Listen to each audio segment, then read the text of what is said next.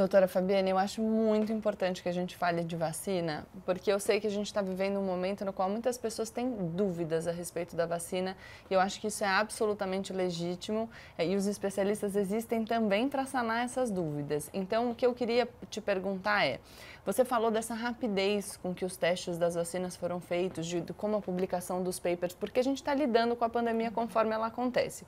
O que eu queria entender é, o fato de ter sido uma evolução rápida significa que foi uma evolução ruim? E mais do que isso, a gente tem qualidade nessas pesquisas da vacina e, além disso, qual é a importância da vacinação? Porque eu decidir não me vacinar não significa só um risco para mim, já que tem outras pessoas que não podem se vacinar por diversas questões e vão ser colocadas em risco caso as pessoas, enfim, decidam deliberadamente não se submeter à vacinação. Olha, eu gostaria de começar, é tão importante a sua última fala, eu gostaria de começar por ela.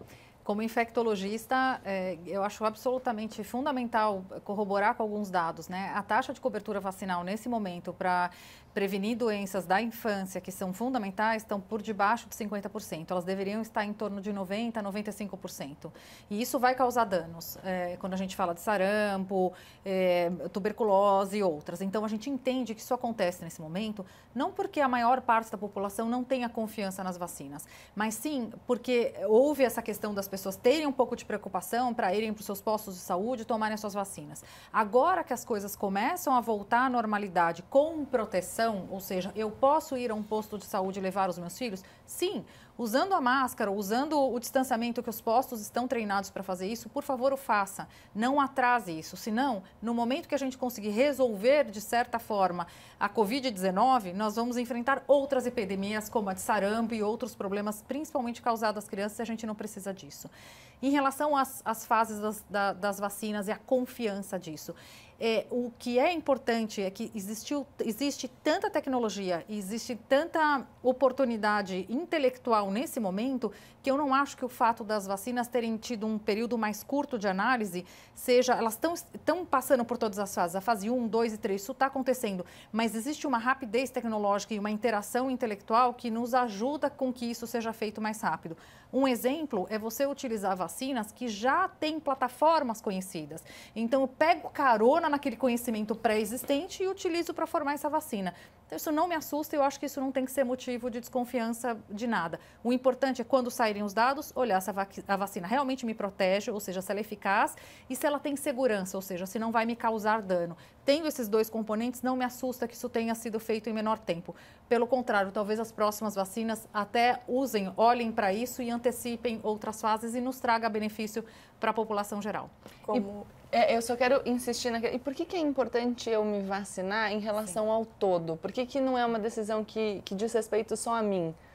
Então, esse é o ponto mais... É uma prova, quase que uma prova de amor para o cidadão que está sentado ao seu lado. Você se proteger, você está evitando que outras pessoas que não podem tomar a vacina naquele momento estejam protegidas por você. Então, quando a gente fala, por exemplo, de um paciente oncológico, quando ele vai fazer o seu tratamento, muitas vezes ele não pode receber algumas vacinas. Então, o que é feito? É vacinado o entorno. Então, o entorno, os seus familiares são vacinados como uma forma de bloqueio para evitar que aquela pessoa a doença com uma causa passível, evitável, que poderia ser evitado naquele momento. Então, eu acho que é uma grande prova, um ato de amor como cidadão aos seus próximos, aos seus familiares, usar as medidas de prevenção que nós já falamos algumas vezes hoje, mas principalmente quando essa vacina estiver disponível e for segura, que as pessoas se vacinem. A gente falou tanto, né, da pandemia exatamente. Poder nos tornar melhores. A gente falou já sobre vacina também, e toda vez que a gente fala de conscientização agora na pandemia, entender que é pelo outro também, né, Karnal? Posso invocar o amor que a doutora tão bem invocou. Eu invoco a lei, a cidadania e a responsabilidade jurídica. O amor é uma coisa muito bonita. Eu confio muito no amor, mas eu confio muito na lei também. Eu acho que a definição iluminista de liberdade, que ela termina onde começa do outro, ela é básica. Você tem direito à morte em uma ilha isolada, mas vivendo em sociedade você perdeu esse direito. Seu desafeto pela vida não pode ser comunicado a outras pessoas, especialmente crianças. E vamos lembrar, como a doutora nos lembrou muito bem, sarampo, que o Brasil estava quase erradicando, voltou. E voltou por quê? Porque pararam de fazer vacinas. E isso é muito importante, que as vacinas tradicionais que nós temos, eu sou um devoto das vacinas, eu sou um idólatra de vacinas, chego, eu bato na clínica perto da minha casa, pergunto o que tem de novidade, porque doenças graves, no meu caso, mais de 50, herpes zoster, pode ser evitado por vacina, hepatite A e B. O reforço daquelas vacinas que a gente fez na infância para meningite e outras coisas, tem que ser feito reforço.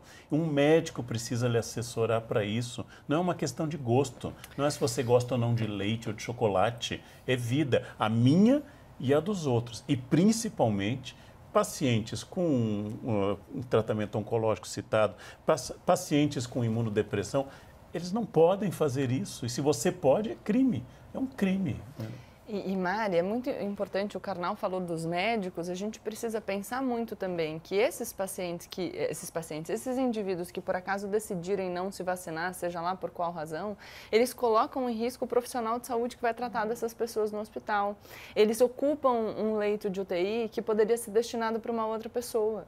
Quando a gente falou de coronavírus no começo da pandemia e tanto se defendeu o isolamento, era justamente para não sobrecarregar o sistema.